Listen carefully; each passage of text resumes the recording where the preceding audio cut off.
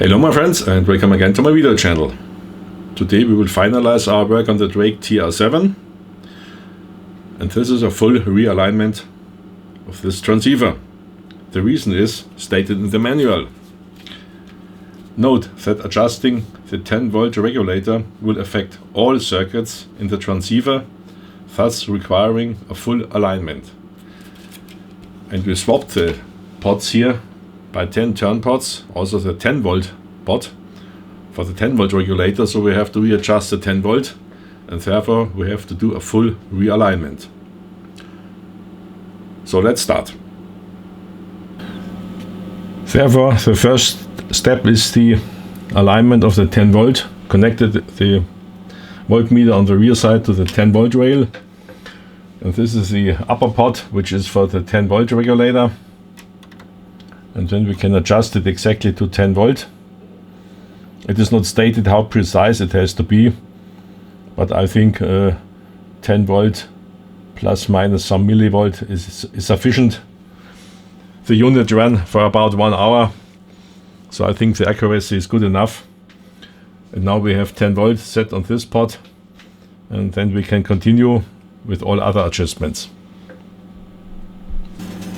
The S-meter adjustment requires the removal of this cover on the back side to get access to the boards. Therefore we have to switch to the AM mode, because there was a trip of the box, I think, because the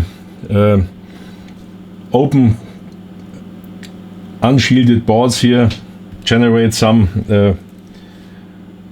BFO leakage, and this BFO leakage, let's see, okay, you see it, you can see it here. We have an S meter in mode RTTY, CW, CW not, LSB, USB, only in RTTY. Don't know the reason. Maybe the adjustment of the BFO is not correct, but in the AM definitely we have no S meter deflection because the BFO is not working. So we have to do this in mode AM. We have here the IF board version 1. That's important to look for the right version. Zero adjustment R1128. This is the pot 1128. Where is it? R1128 is on the bottom side.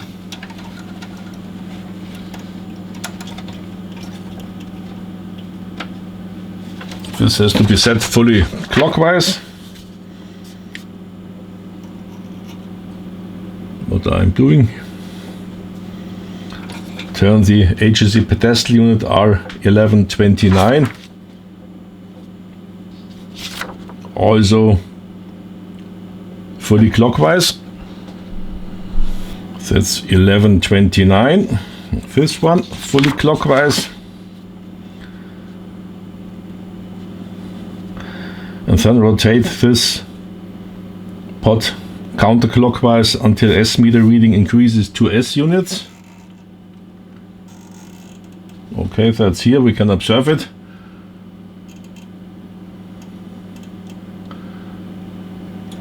To S units. Adjust R1128.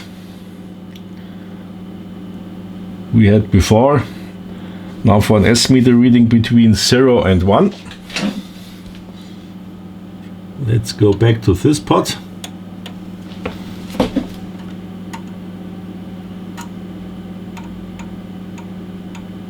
Okay, that's between 0 and 1. It should be slightly above 0, what it is. And now turn the front panel RF gain fully counterclockwise.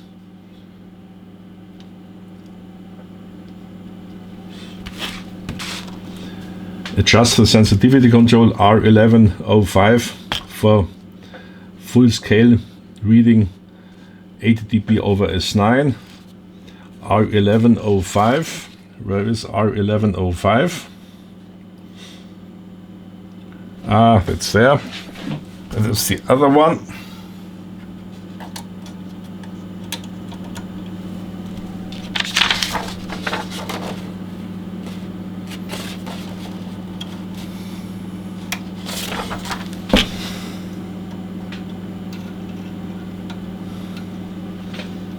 for S9 plus 80.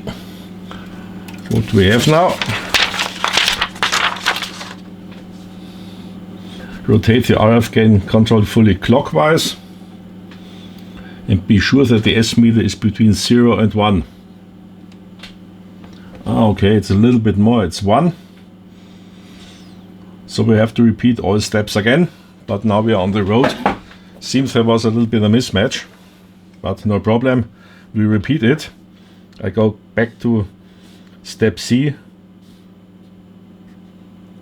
R1128, and start the same procedure again. Not necessary to show it a second time. Well, I've repeated the steps several times.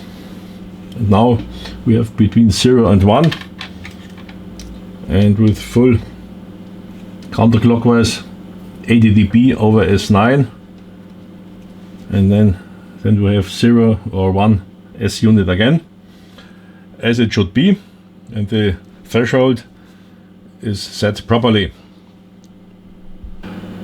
Now the 40 MHz oscillator alignment. This is a reference oscillator, 40 MHz oscillator, which is important for all frequencies. In this transceiver, they are all, or nearly all, derived from this frequency.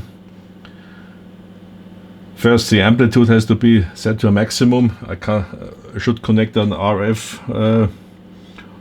voltmeter. Okay, I use a scope for 40 MHz, it's not a problem. Scope is connected here to the output of this board. Oops. Now this. And then we can measure it on the scope and align it for maximum. We have here the 40 MHz signal. We can measure it 40 MHz, but I will do it with a frequency counter. This has to be aligned with L1, what is L1006 for maximum output. Okay, it was maximum output, not a problem. And then we should connect a frequency counter and set this frequency exactly to 40 MHz. With L1001, it should be exactly set to 40 MHz.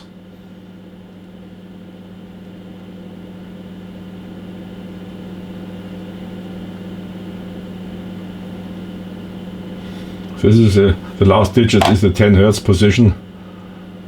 So I think it's precise enough. There's no need for any further alignment, and this will not affect the overall accuracy.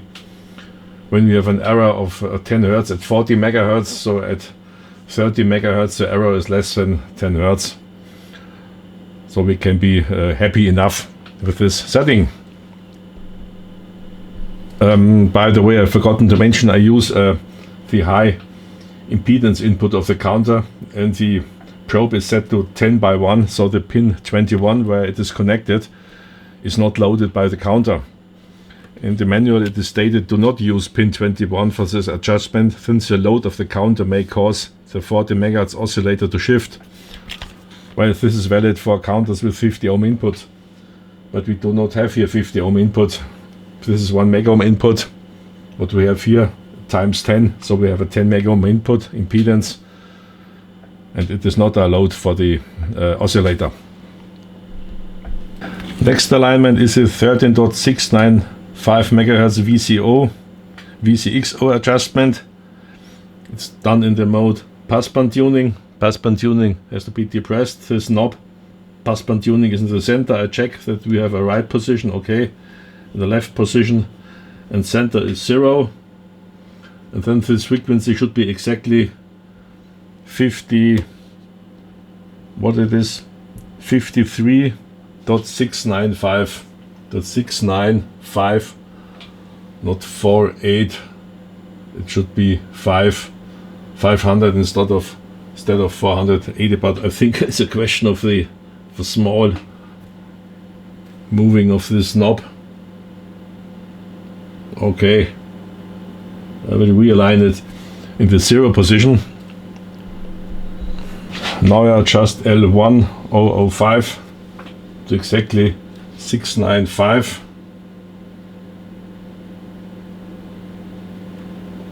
That's it.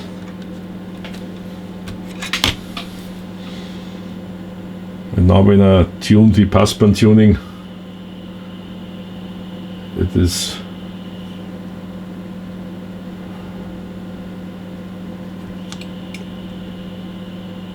.4 megahertz in one direction and 3.4 in the other direction. That's okay. And this is center position again. Well, this is also done. Now we have to align the 8.05 megahertz oscillator.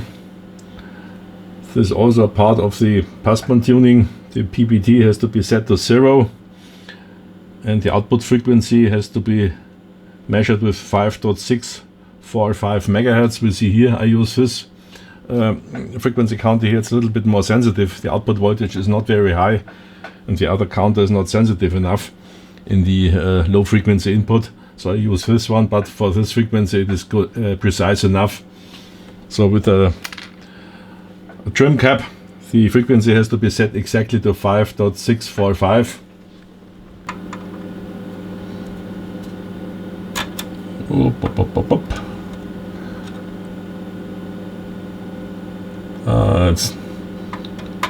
I have a problem. The core got inside the trimmer. It's a now I'm too deep into too low in the frequency. I have to take out the board. Here we see the problem. This trimmer is a bad design. I'll slide it in a little bit and then I leave it.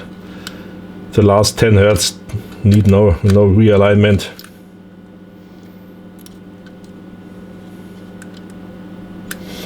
That's okay. I leave it as it is. 5.6451, 100 Hertz off. Yes, and this pot is centered. Trim it a little bit. Okay. It is within the digit 0, no problem, we can leave it. These trimmers are not the best ones, but okay, I will leave it as it is. Next step is the alignment of all these trimmers, except the 10 volt adjustment. It has to be not touched, but all these other trimmers are the passband tuning trimmers for the modes. USB, LSB and so on, and in each mode one of the pots has to be set to the correct frequency for the BFO. Up to now we had the passband tuning where I can alter the frequency for the passband tuning as we see not. Now we can see it, frequency changes. Now we switch passband tuning off and go to the different modes. We start with USB. The frequency should be 5.6436. It is not correct when you use the first trimmer R2125 to adjust it. R2125 is this one, USB.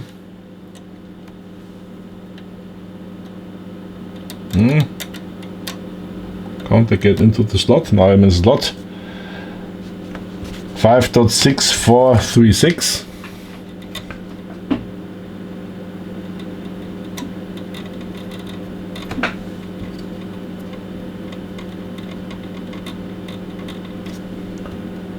Six, 4, 3, 6. 6, 4, 3, 6.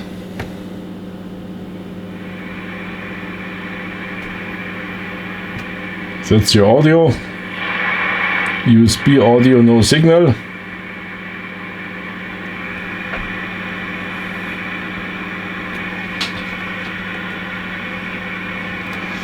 Now we go to LSB mode.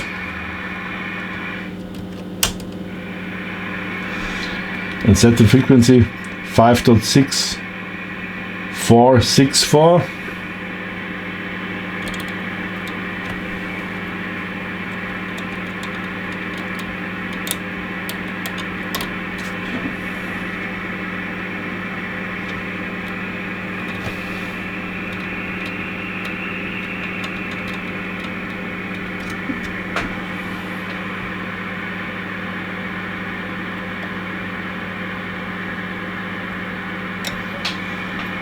And now we can hear no difference between USB and LSB. The pitch is the same, nearly the same, no difference. That's okay. Now CW mode 5.6442.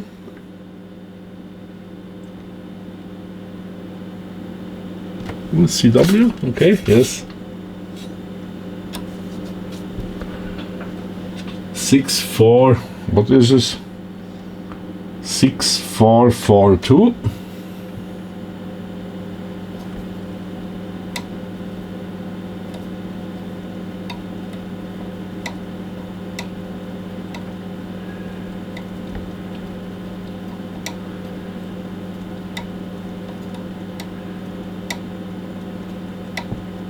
For 3.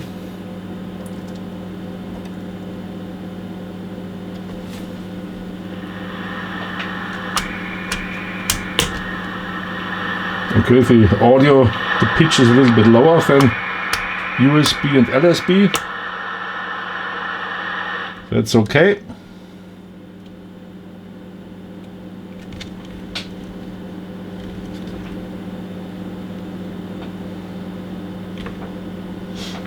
And now RTTY.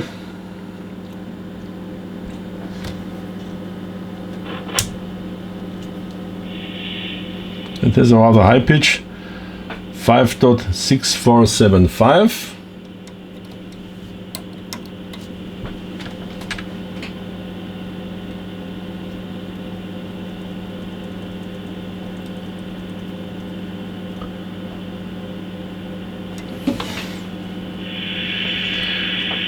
This is a rather high pitch. It is intention because the audio tones in those days were approximately 2 kilohertz, I think 2.1 kilohertz or so for the RTTY signal, and therefore the IF shift was rather high. Well, that's it. Let's check again. USB, we have 5.6436.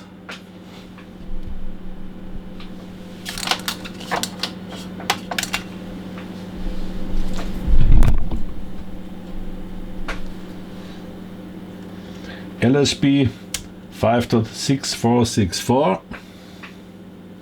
CW 5.6442, and RTTY 5.6475 megahertz. That's okay. The last pot is a setting for AM. We have USB, LSB, CW, RTTY. This is AM. AM has to be set on pin 17 of the board, and the frequency should be 53.695 megahertz. I measure it again with this counter. It's better for higher frequencies. .695. Okay.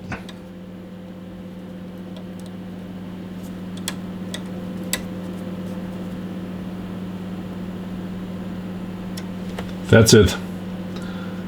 That's the AM alignment. VCO alignment. The voltage controlled oscillator, the VCO, has to be checked first whether it's okay. There's a simple check. Go to 14 megahertz in any mode, not stated, it's irrelevant, and then it's the normal set, of course, and then go to fixed channel with a remote control, receiver control, and then the frequency counts up because there is no external control, and it should run up to approximately 17 megahertz. This is a little bit more than 17 megahertz, 17.9. okay, I think we can live with it. It's not a big problem. Next check is on 21 megahertz, again fixed, and this should count up to 32 megahertz. We have 33, still counting up, so it's a little bit too high. We should check the VCO alignment. And there's another topic, that's the RIT, the receiver incremental tuning. I will center it and go to the, forgotten it.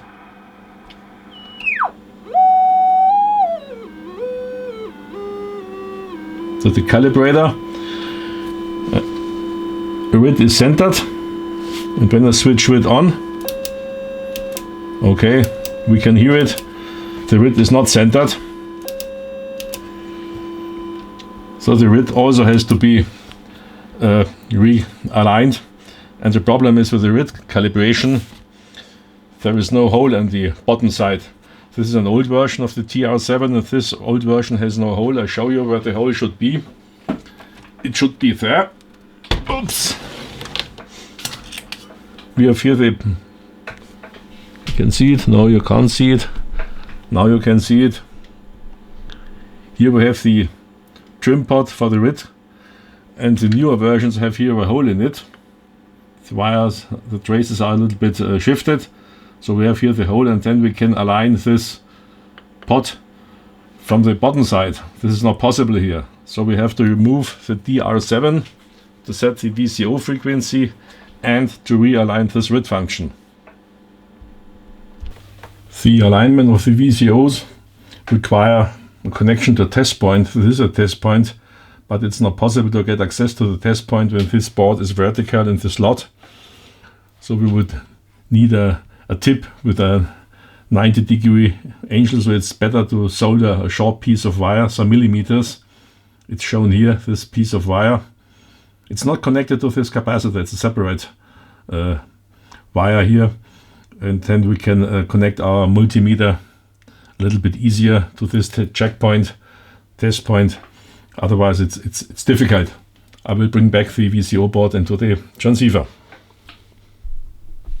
And now you can imagine what I mean.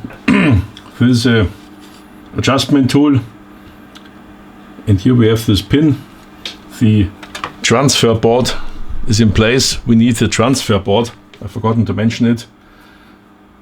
Because we have not the TR7 installed, so we need the transfer board. It's a tool for repair and aligning the TR7 with extenders. So we have access to this point for alignment. With TR7 in place, it cannot be aligned. I think it's a little bit a design flaw. There should be holes in the TR7 board. This places to go through the TR7, but it's not done by the engineers. Okay. Now I'm measuring here the tuning voltage. The frequency is set according to the manual to 14.5 megahertz, 14 megahertz band, and then it is set to 500 kilohertz on the PTO, and this voltage here should be 16 volt plus minus, sorry, 16 volt plus minus. I'm a fool. 16 volt. Should be 16 volt. Read carefully.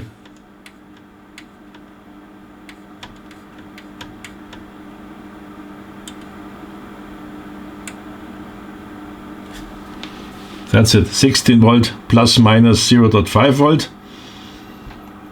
That's okay. And now let's go to the 28 megahertz band. 28.5. Leave PTO at 500. PTO is at 500, as we can see.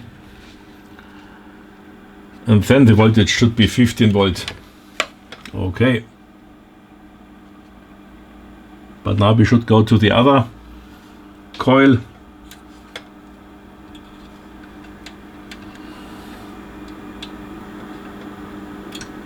What you see, the voltage change is caused by the PLL loop. There's a little bit of delay. Okay, I leave it as it is.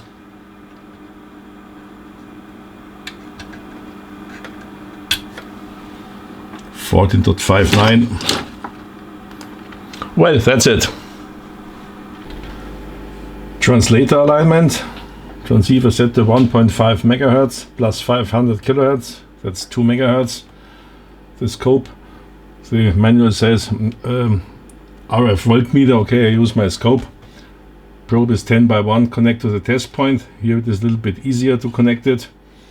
Then one of the 3 cores, A610, has to be taken out until the amplitude drops a little bit.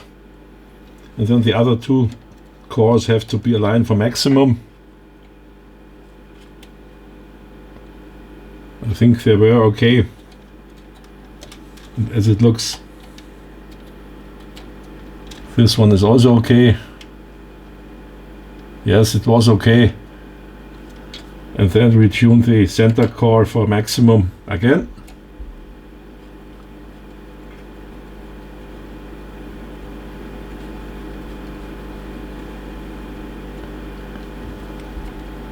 And then take your fingers away. Before I reinstall the TR7, the receiver alignment can be done with the TR7 in place, because there is a hole in the shield, and also the same place for the TR7 board. So the TR7 has to be installed for better shielding, but the RID function has to be aligned without TR7. This is done rather easily. With the RID on, I use a passband tuning. The calibrator has to be 0 beat.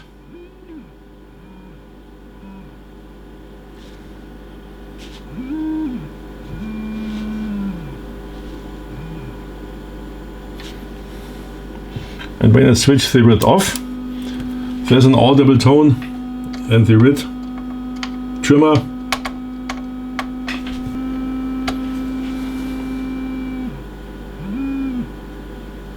has to be aligned with the RID pot, centered of course. Okay, 0 is always difficult to identify, because low frequencies we have a shift of some 100 Hertz and we can't hear it.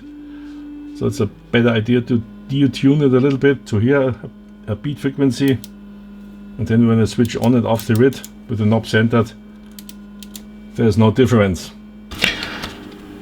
Receiver alignment, USB mode, selected, depress, passband tuning, okay. Next step, center PPD control, it is centered, 28.5 MHz, depress calibrator, and okay, it's not set with which frequency, but I think it's not relevant, it's inside the 10 meter band. I'm still at 500 kHz.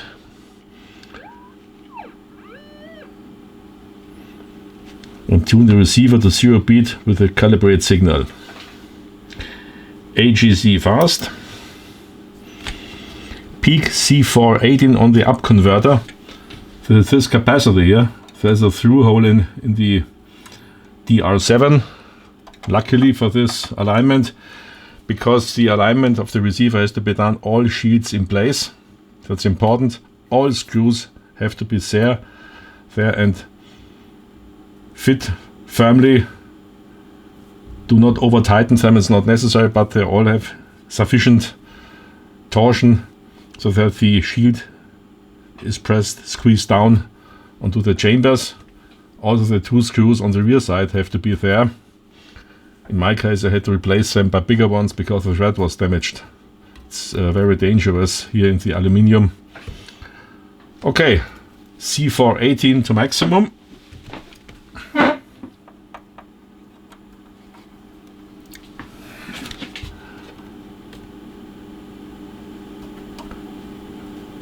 Okay, it was maximum.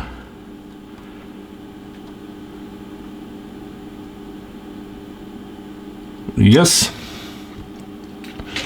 Peak L701, C716 and L703, 703 on the second mixer. These 3 items for maximum S meter reading. Okay, this one's a little bit difficult to get it. The hole is not centered properly. Yeah, not good. I have to look for a better screwdriver. First step, I had to break it loose with a metal screwdriver, and then I use a ceramic type for aligning, because this trimmer was a little bit stuck. And now I can do it, but it was in the optimum setting. Okay, it was maximum. And then the two coils, I think they're also... it's a hex core, as I feel. One moment. I think this one could be the best one.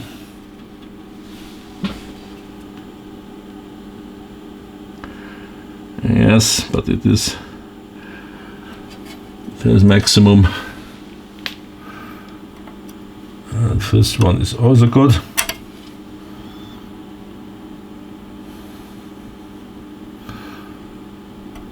There is a metal, I have to open it again.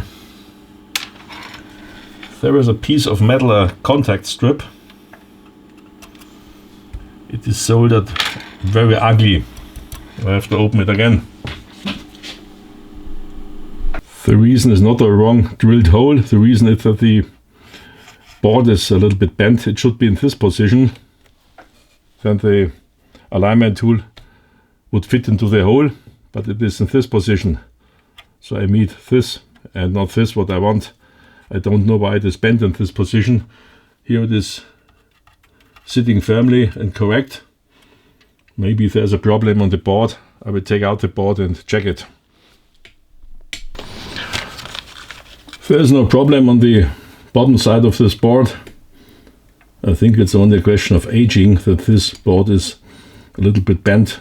Didn't see any problem neither here or anywhere else. So I will do a new spring, a new clip, which forces this board in this direction. There is a distance holder, so no danger for any short.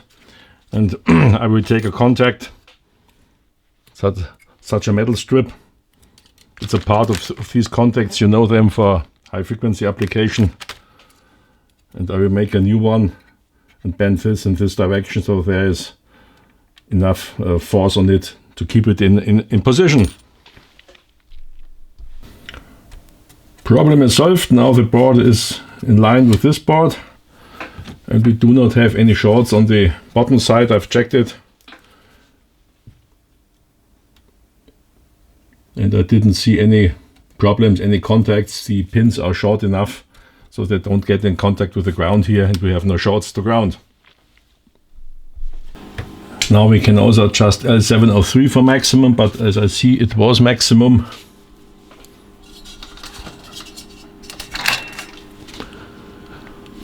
Let's switch it off.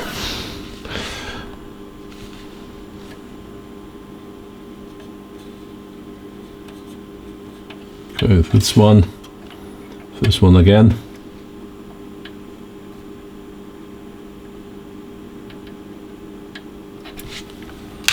Then I readjust the trim cap.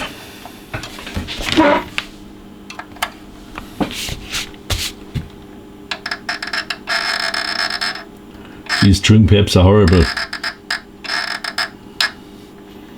They make a noise like an old car. Okay, that's it. Then you have to peak the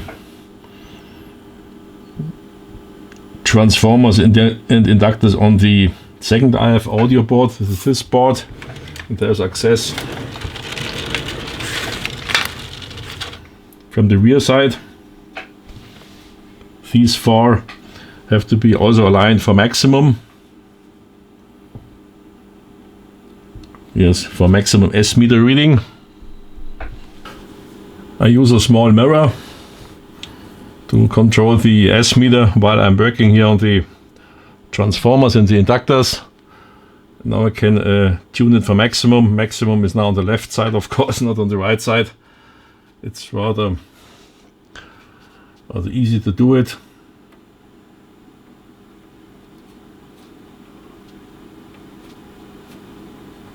Okay, if that's it, that is maximum. It was on maximum.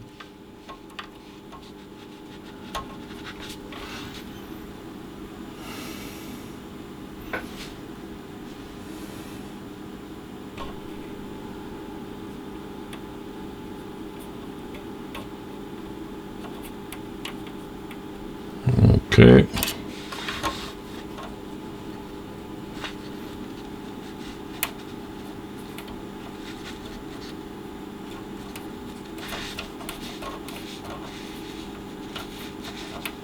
It was also maximum. And now the last one.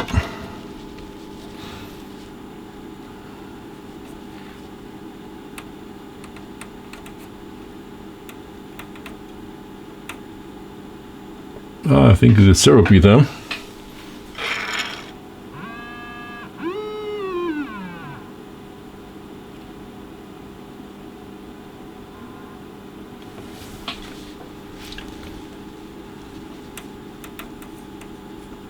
Okay, also maximum.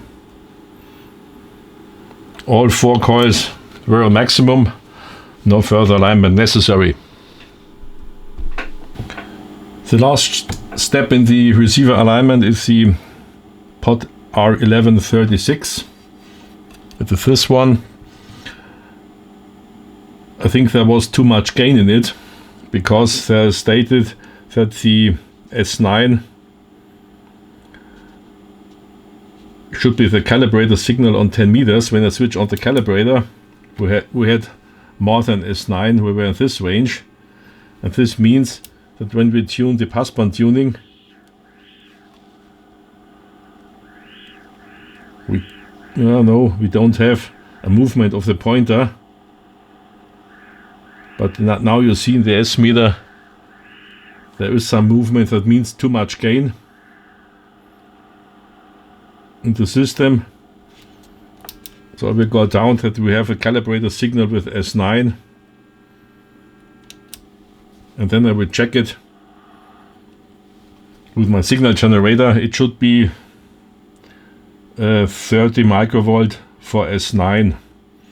30 microvolt, okay. Should be 50 microvolt or so, but not 30. I will check it later with my signal generator when I do a receiver sensitivity measurement. But in the moment, I will go now to the transmitter alignment. And now the transmitter alignment. Mode is AM, 28 megahertz, 50 ohm dummy load, watt meter.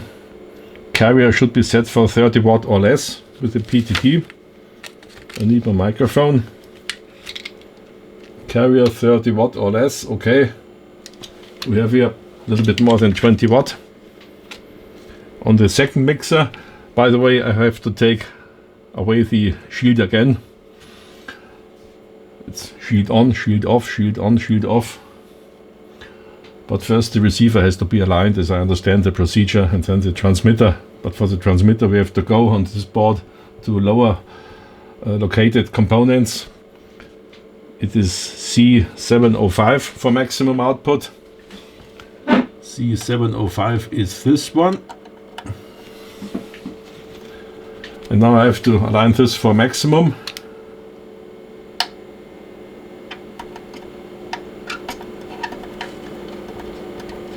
Okay, there's no big difference.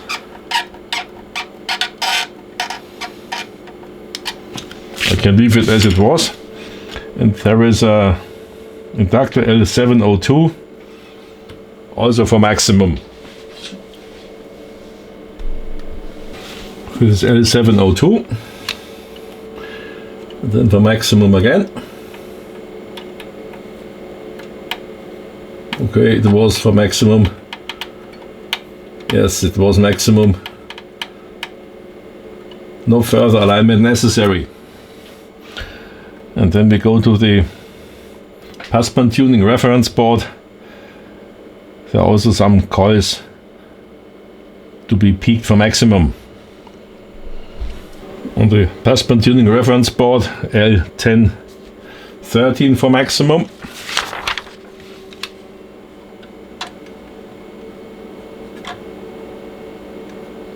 It was maximum. L1014. Where is it? Here is it. A little bit more left there, all on the bottom side. It's a little bit difficult to get access to them. There are many components.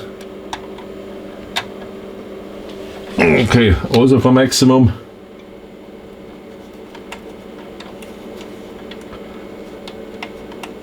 Whereas it was maximum. L1009. Where is it? L1009.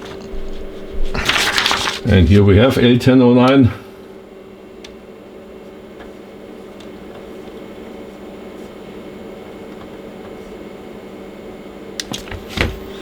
It's also done. L1011.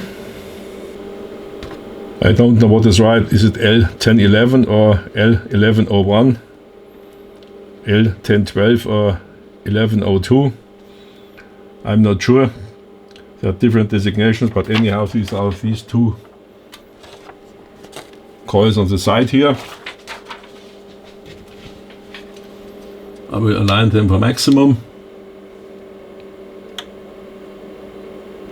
Okay, it was aligned for maximum. And this one was also aligned for maximum. Okay, that's it. It was perfectly aligned, no further alignment necessary. And now I can reinstall the cover again. And I think it's the last time I have to remove it. Yes, as I see, we only have the ALC and wattmeter calibration to be done. So I can reinstall it. By the way, the output in AM on 10 meter is approximately 80-90 watt. That's okay.